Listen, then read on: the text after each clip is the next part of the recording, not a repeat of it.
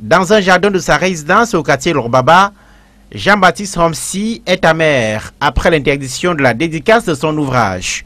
Le livre qu'il a entre les mains est intitulé « Cameroun, le pouvoir du mensonge ». Programmé le 13 octobre dernier, la dédicace de l'ouvrage a été interdite par l'Institut catholique Saint-Jérôme de Douala. Cette décision est très gênante et malheureuse pour moi. Je me sens trahi parce que monsieur l'administrateur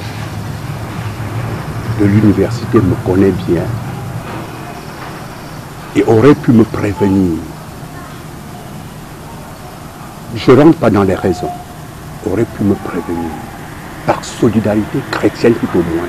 L'école censée abriter la dédicace évoque deux raisons. D'une part, l'absence d'une demande écrite de mise à disposition de la salle et le caractère apolitique de l'université.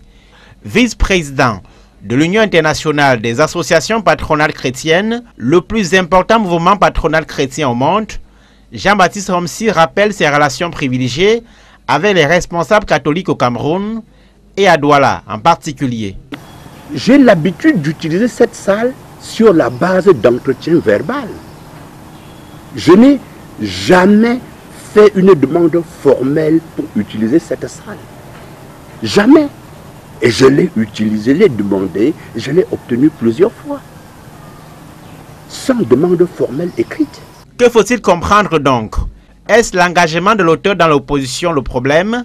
Le postfacier de l'ouvrage, le prêtre Ludovic Lado, connu pour ses positions critiques, n'hésite pas. L'université, c'est vraiment le lieu par excellence du débat ouvert. Pourquoi avoir peur de débattre d'un livre, même à contenu politique?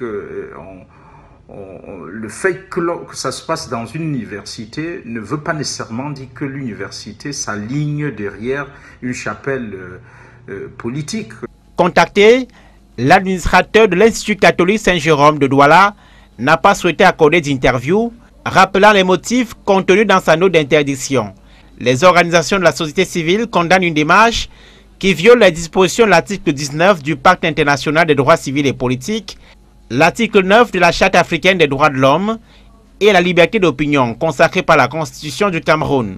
Jean-Baptiste Romsi, 68 ans, est cadre du mouvement pour la renaissance du Cameroun, incarcéré à la prison centrale de Yaoundé en 2019, dans le contexte de la contestation des résultats de la présidentielle.